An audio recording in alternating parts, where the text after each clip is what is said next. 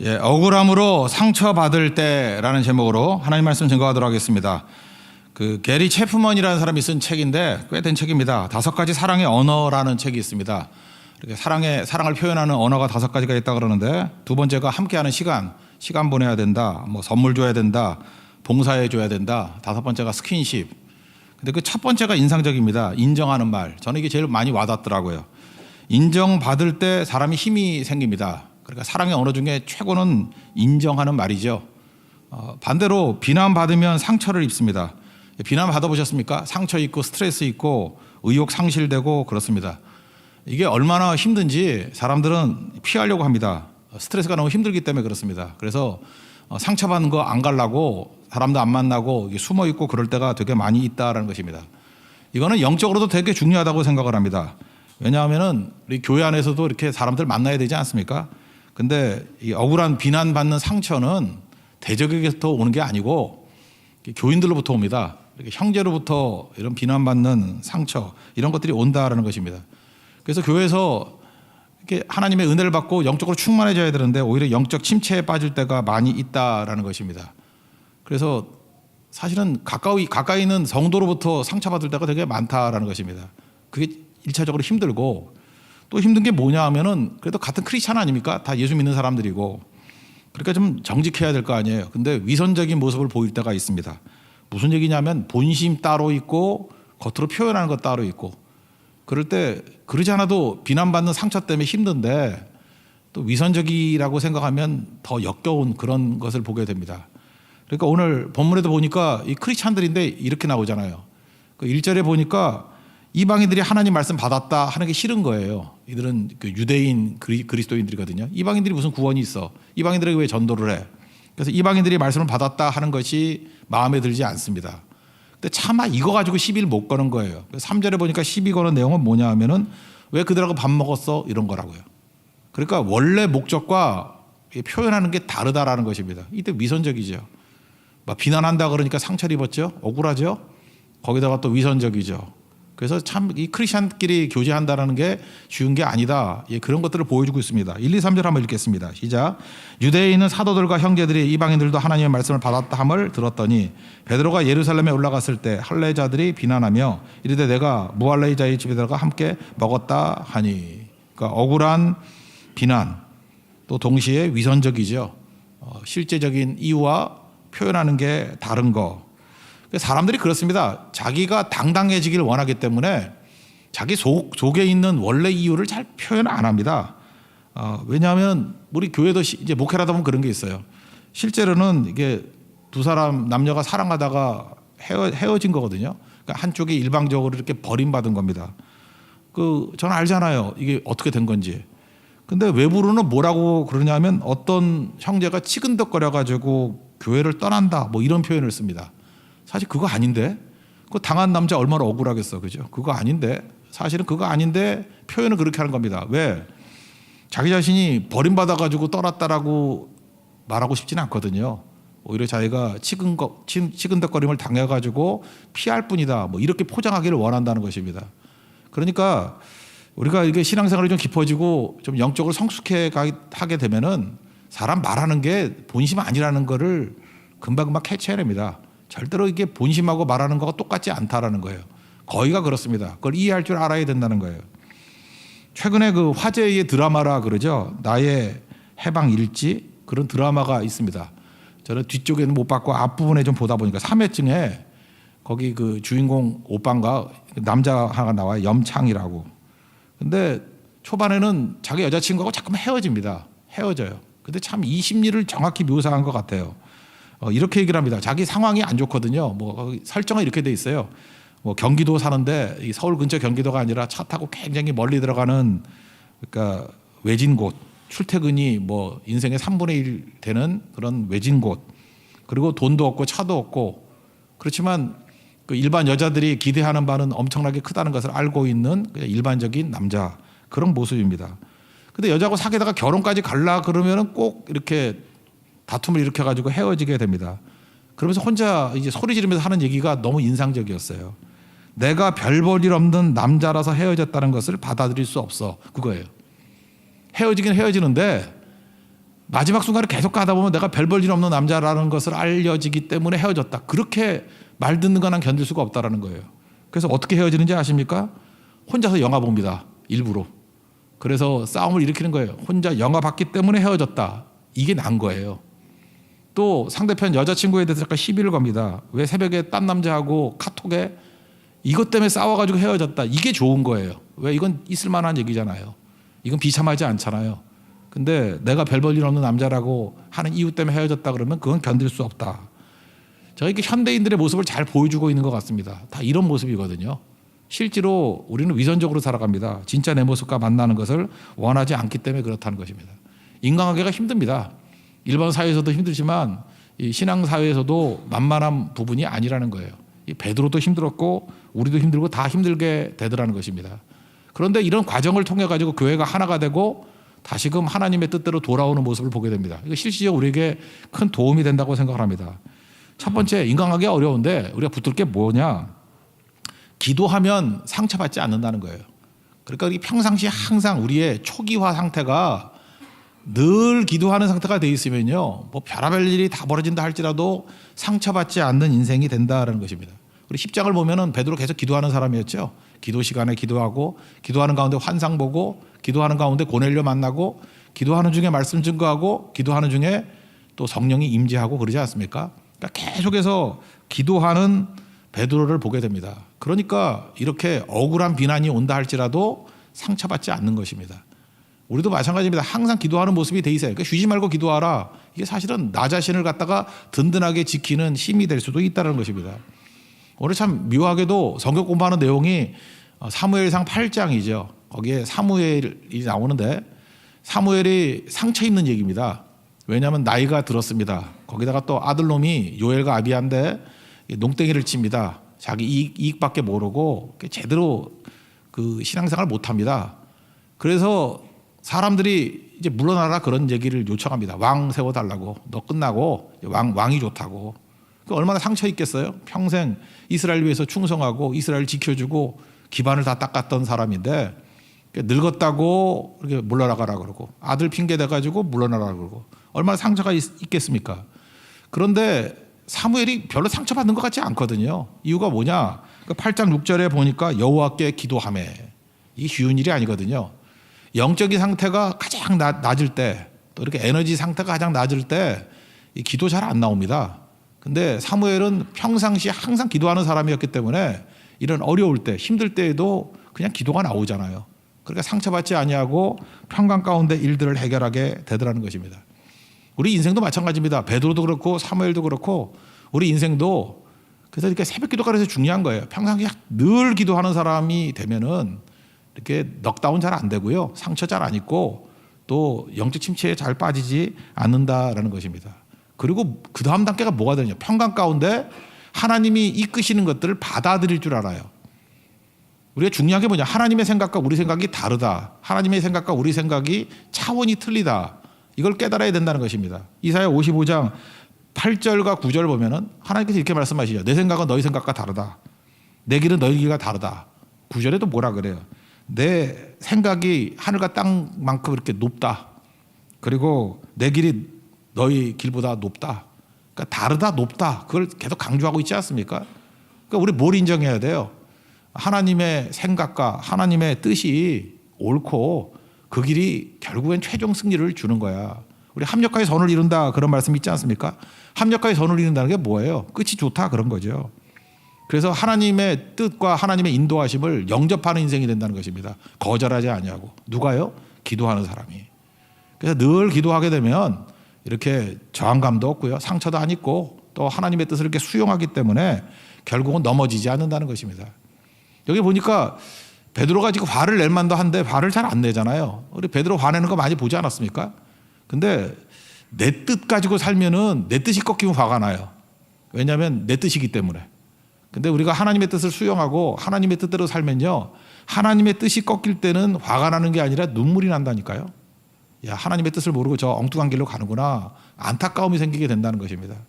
뒤집어 얘기하면 최근 들어 잠깐만 이렇게 분노심이 막 일어나고 화가 나고 이게 폭발하는 정도들이 있지 않습니까?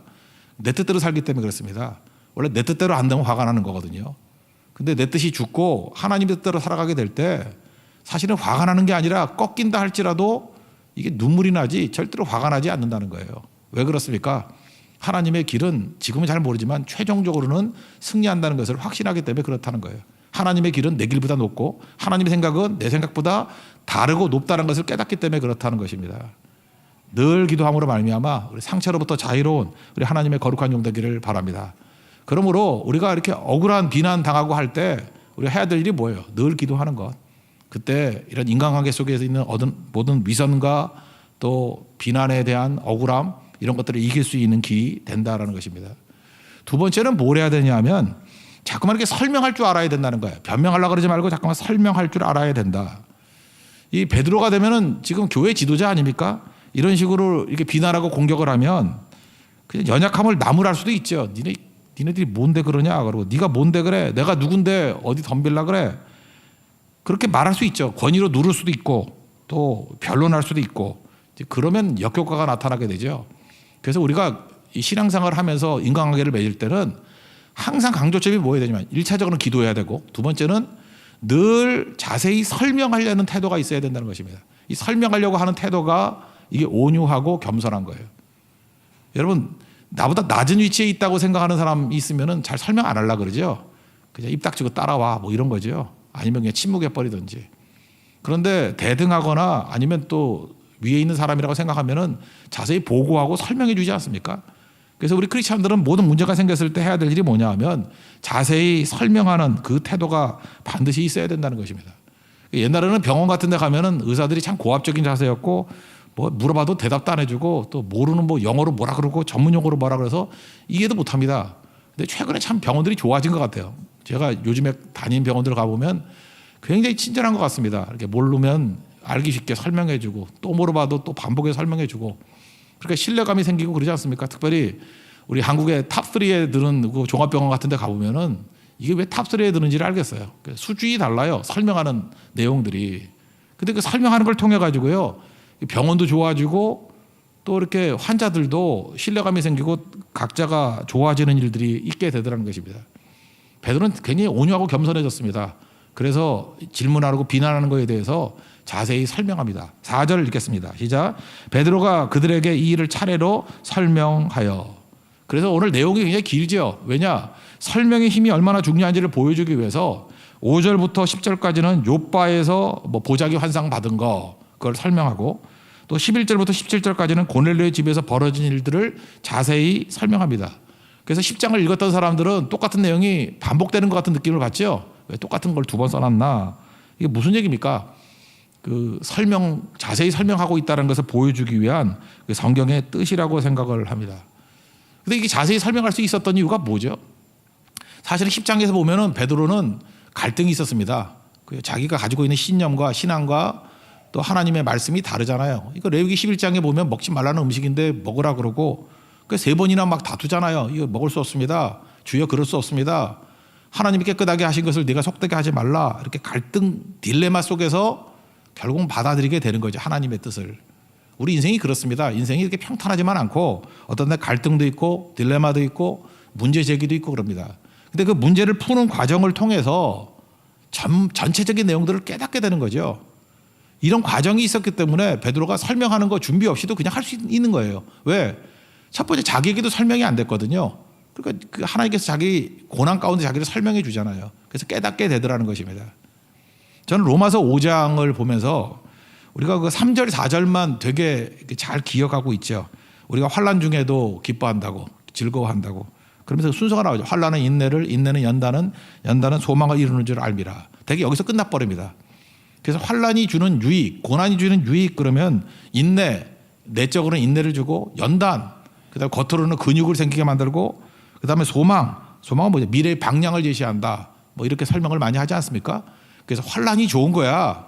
환난이 오니까 우리가 인내가 생기고 연단이 생기고 소망이 있는 거지. 여기서 끝나버린다고요. 근데 그 5절까지 넘어가야 된다고 생각합니다. 5절에 뭐라고 나와요?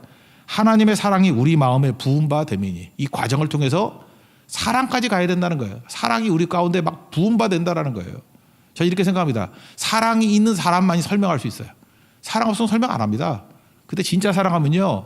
사랑하는지 안 하는지 어떻게 알 수 있느냐? 자세히 설명해 주고 있다니까요. 근데 사랑이 없고 미움이 있거나 그러면 설명 안 하게 된다라는 것입니다.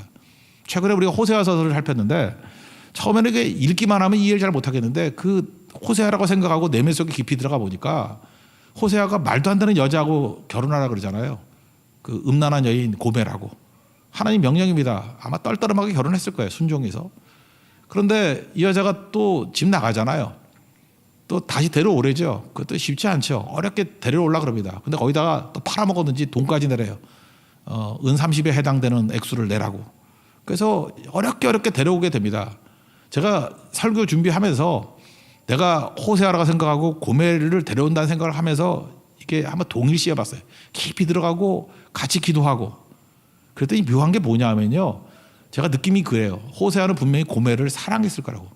그 되사오는 과정, 용서하는 과정을 통해서 어마어마하게 사랑하게 됐다고요. 우리 겉으로 볼 때 호세아의 모든 내용들은 고난이죠. 환란이죠.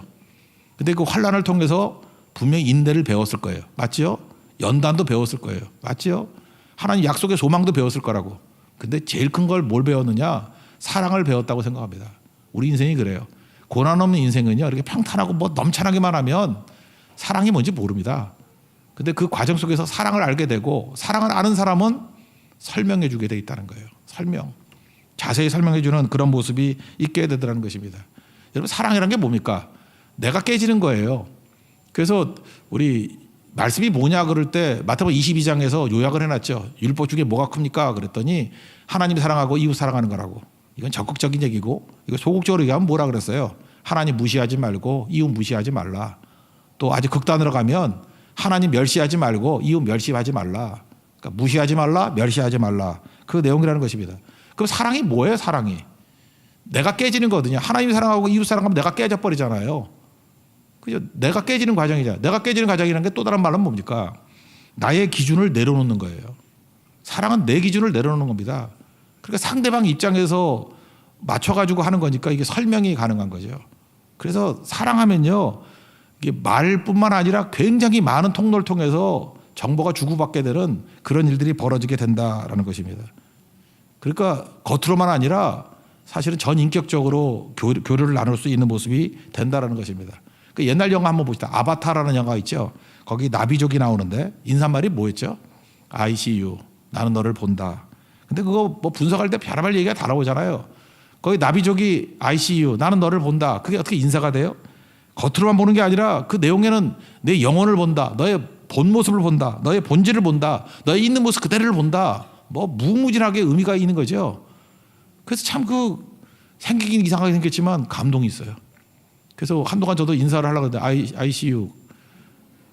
대답을 안 해줘가지고 나 인사를 못 나눴거든요. 아무도 나고 응해주는 사람이 없어. 우리 가족들도 그렇고. 예. 근데 참 의미가 있는 것 같아요. 뭘 본다는 거예요? 그때 다른 거예요. 나는 지금 너의 슬픔을 본다. 너의 아픔을 본다. 네 상황을 본다. 네 본질을 본다. 네 본뜻을 본다. 그죠? 네 의도를 본다. 그게 진짜 인사 아니에요? 나는 너를 갖다가 대충 이렇게 껍데기만 보는 게 아니라 너의 진정한 모습을 보기를 원해. 그게 인사죠. I see you. 이게 어마어마한 감동이 있는 것 같아요. 그죠? 그 안에 있는 것들. 근데 우리는 실제로 어떻습니까? 현실의 우리의 모습은 내가 보고 싶은 거 보잖아요. 내가 보고 싶은 거 보는 거죠. 저는 이게 현대 철학에서부터 나왔다고 생각해요. 데카르트가 뭐라 했어요? 뭐 나는 생각한다. 나는 뭐 고르나도 존재한다. 이게 다 자기중심 아닙니까? 이게 현대 철학이라는 게 이게 자기중심성을 굉장히 강화시키는 거라고요. 우리 딱 그러고 살잖아요. 나를 중심으로 해가지고 다른 모든 사람들 갖다가 좌표로 만들어버린 거예요. 좌표. 요즘에 무슨 뭐 좌표 찍기 뭐 이런 것도 하던데. 내가 중심이에요. 그래서 다 내 옆에 있는 좌표예요. 좌표. 만약에 제가 제 중심으로 본다 그러면 얘는 가끔 나 차 태워주는 애, 뭐 얘는 뭐 이게 유튜브 도와주는 애, 뭐 얘는 뭐 노래 도와주는 애. 그러니까 다 좌표예요. 나를 중심으로 나의 뭐 좌표 찍는 거죠. 세상의 중심이 나라고요. 그게 다 뭐예요? 이용해 먹는 거죠. 내 욕심, 내 기준. 좌표 찍고 있잖아요. 좌표. 그러니까 내가 중심으로 뭐란 거예요? 좌표를 찍어놓고 뭐라는 거예요? 잘한다, 못한다, 옳다, 그러다. 그거 있잖아요. 어디서 많이 듣던 얘기죠. 선악과죠. 범죄가 뭔지 알아요? 선악과 인생을 사는 거예요. 내가 중심이 돼가지고 세상에 있는 모든 것이 다 좌표를 찍는 거예요. 심지어 우리 선거할 때는 사람으로 안 보고 저건 내 표야. 저건 내 표. 요즘에 무슨 뭐 남자나 여자 뭐 이렇게 사랑 없이 만나는 것들이 있다며. 그때 뭐예요? 저건 나의 돈이야. 저 여자는 나의 힘이고 나 도와줄 힘이고. 그러니까 다 좌표찍기. 그러니까 내 기준이 깨지질 않으니까 이게 뭐 만남이 아닌 거죠. 이런 인생을 살아가게 된다는 것입니다. 그러니까 이럴 때는 뭐예요? 거래만 있을 뿐이지 사랑이 바탕이 없기 때문에 설명해 주는 게 없지 않습니까? 그러니까 지금 잠깐 외로운 거예요. 많이 만나는데 외로운 거예요. 왜요? 만나봐야 뭐 대화합시다 그러는데 그 대화가 아니거든요. ICU 속을 봐야 돼. 속을 볼 수가 없는 거예요. 껍데기만 보고 거래만 할 뿐이지. 우리 그 뇌학자들이 뇌 연구하는 사람들이 그런 얘기를 합니다. 디폴트 모드 네트워크 이런 게 있대요. 디폴트 모드 네트워크. 그러니까 이걸 번역을 하는데 마음에 안 들어요. 불이행 방식망. 한자가 더 어려워. 무슨 소리인지. 디폴트라는 게 우리 국가 채무 불이행 뭐 이런 거죠. 어떤 나라가 러시아 같은 게 뭐 채무 못 갚는다면 그때 디폴트 상태라 그러죠. 디폴트. 또 OS 같은 때는 우리 컴퓨터 있잖아요. OS에서는 디폴트 그럼 뭡니까? 초기화를 말하죠. 초기화. 그러니까 텅 비어 있는 거예요. 텅 비어 있거나 집을 못 하거나 뭐 아무것도 못 하는 거. 이거 굳이 말한다 그러면 우리 이 뇌의 상태가 멍 때릴 때 좀 이해가 돼요? 이 멍 때려야 뇌가 쌩쌩해진다 그런 뜻이에요. 우리 그 디폴트 모드 네트워크라는 그 뇌 기능이 있는데 내가 아무 생각도 안 해요. 나를 죽이는 거야. 나를 내려놓는 거예요. 그러니까 NIBC야. 나는 죽고 예수로 사는 거야. 내가 다 죽었어. 아무것도 없어. 이게 어린아이가 제일 잘한대요. 그러니까 자기를 잃어버렸다 그러죠. 그때 제일 많이 배운대요. 우리 그런 거 있잖아요. 문법을 몰라야 외국어를 빨리 배운다며. 그래서 옛날에 양공주 영어 그랬는데 모르세요 그런 거? 아무것도 모르고 듣기만 하고 말하기만 할 때 말 제일 빨리 배운대. 왜요? 그게 이 디폴트 모드 네트워크이거든. 아무것도 없을 때. 그러니까 아이들이 빨리빨리 배우는 이유가 뭐예요? 자아가 없기 때문에 그래요. 그 있는 거 흡수해 버리는 거라고요. 근데 우리는 어떻습니까? 자아가 너무 강해져가지고 나를 중심으로 좌표 찍기 하니까 교류가 안 되는 거야. 교류가 다 이용 대상이지. 그러니까 이럴 때는 설명할 리가 없죠. 우리가 설명이 사라진 이유가 무엇입니까? 자기 중심성이에요. 근데 자꾸만 설명하려고 그러다 보면은 너무너무 유익이 있거든요. 설명은 누가 할 수 있어요? 체험 없이는 설명이 안 돼요. 이제 베드로가 뭐 설명할 것도 없어요. 10장에서의 모든 체험이 설명의 도구를 다 갖추게 만든 거고 그 다음에 했던 일이 뭐죠? 그가 사랑하니까 설명이 가는 게 지고 그러니까 설명한다 그럴 땐 체험이 가는 게 지고 설명하려고 그러니까 사랑하게 되고 체험하려고 그러니까 이게 설명하려고 그러니까 전달이 가능해지고 이 설명하려고 그러니까 뭐 나중에 충만해지겠죠. 이 모든 것들이 다 채워지게 되더라는 것입니다. 그래서 여러분들이 이거 뭐 복잡하게 설명하지 말고 우리 인생에서 우리 지금 신앙생활 얘기하는 거예요. 우리 교회 안에서 크리스찬끼리 신앙생활 할 때 이게 억울한 비난이 있는 상처 입는 상황이 있을 수 있고 위선적인 상태에 놓일 수 있어요. 역겨워요. 그때마다 이걸 풀어나가는 방법이 뭐냐? 내가 왜 잠깐만 이걸 힘들어할까? 그러니까 굳이 말하면 내 디폴트 상태가 기도가 아니기 때문에 그래. 초기화가 기도가 돼야 돼요. 항상 텅 비어놓고 기도의 상태로 머물고 있으면 상처가 되지 않고 분노가 안 일어난다니까요. 그리고 적극적으로 해야 될 일이 뭐냐면 잠깐 설명하려고 그래야 돼요. 괴팍하게 그러지 말고 무슨 문제가 온다 할지라도 잠깐 설명해 주려고. 설명해 주려고 그러다 보면 너에게 설명이 잘 안 되지? 체험이 없기 때문에 그래요. 그러니까 설명하려고 하다 보면은 체험으로 가게 돼 있어요. 설명하려고 그러다 보면 사랑하지 않고 설명이 안 돼요. 사랑이 살아나요. 막 부어지게 된다고. 사랑이 살아나게 되고. 그 다음에 이 설명하려고 그러면요. 아까 또 아바타 얘기했잖아요. ICU 같이. 이게 전달이 어느 정도가 되느냐 하면은 껍데기뿐만 아니라 내면의 본질의 아픔, 슬픔 이게 다 교류가 되는 거예요. 그냥 하다못해 눈빛만 쳐다봐도 다 교류가 되는 거야. ICU. 난 너의 눈에서 슬픔을 봐. 기쁨을 봐. 너의 목마름을 봐. 그런 것들 볼 수 있잖아요. 설명에 설명. 그래서 우리 교회 안에서는 계속 설명이 있어야 됩니다. 설명해 주는 것들. 그죠? 그게 분쟁이 다 사라지게 되고 하나 되게 되는 능력이 거기서 나타나게 된다. 그럼 나중에 충만해진다는 거예요. 계속 설명하려고 그러면요. 하나님께서 계속 능력과 은혜를 부어주시고 은혜 가운데 서게 된다라는 것입니다. 그래서 지금 열심히 설명하니까 성령께서 막 능력을 부어주어가지고 체험하게 만드시고 그 다음에 또 생각나게 만드시고 막 은혜 가운데 임하게 만드신다는 거예요. 우리 15절과 16절을 한번 읽겠습니다. 시작. 내가 말을 시작할 때 성령이 그들에게 임하시기를 처음 우리에게 하신 것과 같이 하는지라. 내가 주의 말씀에 요한은 물로 세례를 베풀었으나 너는 성령으로 세례를 받으리라 하신 것이 생각나노라. 잘 보세요. 설명하는 과정 속에서 성령께서 지금 도와주시고 일하시고 계시는 걸 느끼게 되죠. 막 생각나게 만드시고. 요한복음 14장 26절에 나오잖아요. 보혜사고 아버지께서 내 이름으로 보내신 성령, 그가 너희에게 모든 것을 가르치시고 내가 너에게 말한 모든 것을 생각나게 하시리라. 이렇게 설명하려고 그러면 성령께서 이렇게 생각나게 만드시고요. 자꾸만 설명하는 사람들에게 능력이 어떤 능력이 임하느냐? 하나님 말씀이 들리는 능력이 임하게 돼요. 참 묘하죠. 베드로가 설명하려고 그럴 때 막 성령이 임재하고 그다음에 말씀이 막 들리는 거예요. 그리고 고넬료도 말씀이 막 들리잖아요. 여러분 오늘도 이렇게 성령 충만하면 말씀이 들립니다. 그죠? 이게 그 뜻이구나.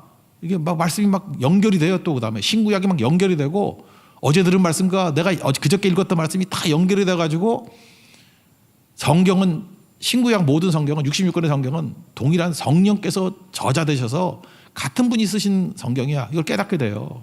그래서 깜짝깜짝 놀란다니까요. 우리가 여러분 교회도요 10년 다녔다고 다 되는 게 아니에요. 10년 다니면서 성경을 안 읽고 그냥 맨날 봉사만 한 사람은요, 저 죄송한 얘기면 깡통이에요. 깡통. 이게 그냥 몸만 오는 신앙인일 가능성이 큽니다. 반드시 성경을 읽어야 돼요. 성경을 읽고 그럼 말씀을 듣고 하다 보면 이게 연결이 된다니까요. 그러니까 성경을 모르는 크리스찬은 크리스찬 아닙니다. 그건 반드시 성경을 읽어야 된다고요. 그 성경 안에서 주님의 숨결이 나타나게 되고 말씀이 들려요. 이해가 된다니까. 그래서 이게 어려운 내용이 아니라 우리 삶의 원동력이 될 수 있다는 것입니다. 그래서 해야 될 일이 뭐예요? 1차적으로 기도하라. 2차적으로 설명하려고 하라. 설명에는 모든 풍요로운 것들이 다 들어가 있는 어떤 자극이 된다는 것입니다. 여러분 뭐든지 자꾸 설명하려고 하십시오. 잘 안 되면 계속 설명하려고 노력을 하다 보면 필요한 모든 체험과 사랑과 전달과 충만함 이게 다 그릇 아래 채워지게 된다는 것입니다. 하나님의 충만함을 체험하는 믿음의 종되기를 축원합니다. 그다음 마지막 세 번째 한 가지는 뭐냐면 걸림돌 되지 말라 그 얘기예요. 여기 보세요. 지금 이방인들에게 복음을 증거할 때 최고의 걸림돌이 마귀는 등장도 안 해요. 교인이었어요. 교인이 걸림돌입니다. 열방 선교를 위해서 아까도 찬양했잖아요. 그 해 뜨는 데부터 해 지는 데까지 그거 아모스서에 나오는 얘기 아니에요. 이방에까지 복음이 증거되기를 원한다. 그게 하나님의 꿈이거든요. 근데 그거의 장애물이 누구예요? 걸림돌이 누구예요? 교인들이었다니까요. 인간은요 연약한 존재이기 때문에 빛을 가리는 존재입니다. 그렇잖아요. 우리는 뭐 내가 존재한다는 것 자체가 그림자가 있잖아. 안 그렇습니까? 그 빛을 쳐다보고 있으면은 뭐 나는 그림자가 없는 줄 알았더니 돌아보세요. 그림자가 있지. 우리 모든 인간은 다 그림자가 존재하는 거라고요. 우리는 빛을 가리는 존재라고요. 태양 앞에 그림자가 있듯이 내가 그림자를 만들어낼 수 있다고. 그러니까 우리가 할 일이 뭐죠? 예수님의 빛이 비칠 때 우리가 할 일은 빨리 비키는 거예요. 중간에 얼쩡얼쩡 되지 말고. 저는 설교를 준비하면서도 항상 그랬어요. 옛날에 철없을 때는 자꾸 중간에 끼어가지고 하나님이 일하시는데 방해가 되는 목사가 될 때도 참 많았거든요. 지금은 그래요. 이게 하나님께서 일하시고 예수님께서 빛을 비춰주실 때 어떤 때 그러잖아요. 비켜 그러잖아요. 어떤 뭐 감독들이 영상 감독들이 제가 방해하는 것 같다니까 빨리 비켜야죠. 양머리 개잖아요. 양머리 개가 왜 앞에 얼쩡대? 야, 개 비켜. 개는 비켜야죠. 그래서 주님의 빛이 온전하게 비춰지게 만드는 거 그게 중요한 거죠. 잘 보면 그래요. 제가 여기도 이제 일꾼들이 많이 나오실 건데 뭐 안수 집사님이나 장로님 되시고 할 때 제가 항상 그런 말씀을 드려요. 이렇게 의사결정을 내리는 분들이 계시지 않습니까? 근데 인간은 참 묘해요. 내가 할 수 있는 것은 하자 그러고요. 내가 할 수 없는 건 하지 말자 그래. 그래서 사람들이 자기 수준에 따라서 결정을 내리려고 그래요. 근데 교회에서 이렇게 의사결정을 내릴 때는요. 내가 못해도 괜찮아요. 그냥 결정만 내려주면 돼요. 그럼 누군가 해요. 잊지 말라고. 내가 다 해야 되는 거 아니고 그냥 하나님이 할 때 이렇게 문만 열어주면 돼요. 방해만 되지 않도록. 그래서 교회에서는 하나님이 할 때 제발 방해하지 마십시오. 걸림도 되지 말라는 거예요. 그냥 하나님이 할 때 내가 못하더라도 그냥 허락하고 허용하고 응원해주고 그러면 나 말고도 다른 사람을 통해서도 얼마든지 그게 할 수 있거든요. 그게 되게 중요한 거라고요. 오늘도 여기 보세요. 이게 이방 복음 증거할 때 교인들이 방해하고 있잖아요. 그때 베드로의 자세한 설명을 통해서 베드로가 지금 요구한 게 뭐예요? 내가 어찌 하나님의 일들을 막을 수 있겠느냐. 그 17절 고백 아닙니까? 17절 다 같이 읽겠습니다. 시작. 그런즉 하나님이 우리가 주 예수 그리스도를 믿을 때 주신 것 같은 선물을 그들에게도 주셨으니 내가 누구에게 하나님을 능히 막겠느냐. 그러니까 이게 뭐예요? 우리 실제로 하나님을 막는 자들이 있다라는 거 아니에요? 그러니까 막지 말라. 그냥 막지 말라. 여러분 잘 보세요. 베드로가 이 사람이 처음부터 이렇게 옹졸한 사람 그런 거 아니에요. 베드로 자기 딸에는 한계를 뛰어넘었다고 생각했다고. 여러분 지금 그 요바에서 베드로가 누구 집에 머물어요? 무두장이 집. 무두장이는 뭐예요? 갑파치죠. 갑파치. 가죽 다루는 사람. 여러분 이스라엘 사람들이 터부시하는 게 뭐냐 하면 시체를 만지면 부정하다 그러는 거거든요. 그래서 7일 동안 부정한 거예요. 옆에 오지도 못해. 그러니까 우리나라도 뭐 갑파치 그러면 좀 천민이었죠.